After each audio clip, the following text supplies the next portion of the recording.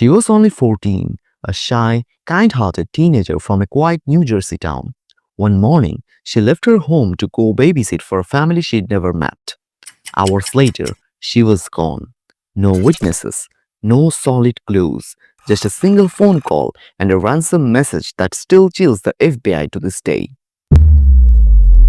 This is not just a story, it's a cold case, a tragedy, and a warning. Welcome to the disturbing case of Margaret Fox. Margaret Ellen Fox was born in 1960 in Burlington, New Jersey. She was your typical teenage girl, helpful, polite, and someone who didn't cause trouble. That summer of 1974, Margaret wanted to earn a little money by babysitting. Her family wasn't rich, so she wanted to be independent. So she did what many teens did back then. She put an ad in local paper offering babysitting services. Days later, someone responded. A man called the Fox household. He introduced himself as John Marshall. He said he needed a babysitter for his 5-year-old son. He was polite, too polite, but something felt off.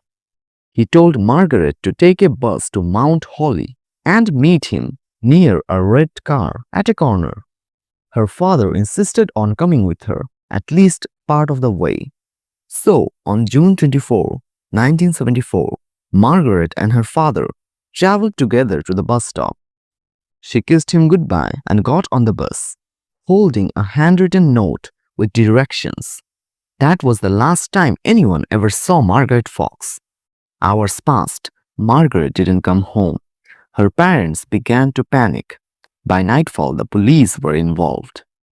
A man's voice, distorted, calm, eerie.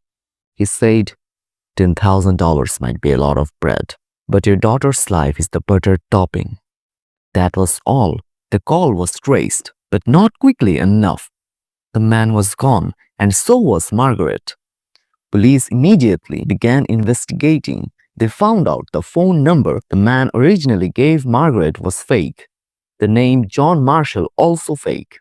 The note Margaret wrote down had directions that didn't make sense.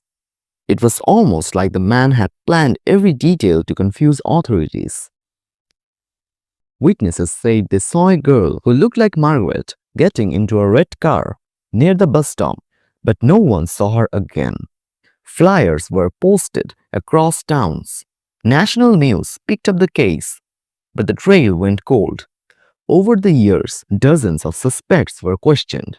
Serial kidnappers, child predators, even ex-cons who lived in the area. But no arrest, no confessions, and no confirmed sighting of Margaret. Some believe she was abducted by someone who had done it before.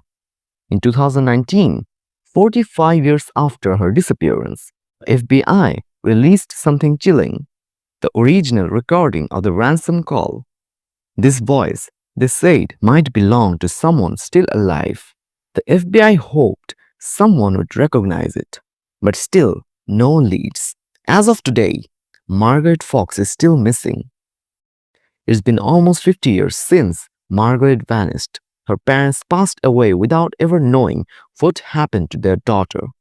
Her name lives in the cold case files and FBI databases. And yet her story is mostly forgotten, except by those who still seek justice. Maybe John Marshall is still out there. Maybe he is long dead. But someone, somewhere, knows the truth. A life lost, a family shattered, and the silence continues to echo through the decades. This was the case of Margaret Fox. What do you think happened to Margaret? Was it a setup from the start, a stranger danger case gone horribly wrong, or something more sinister? Comment your theories below.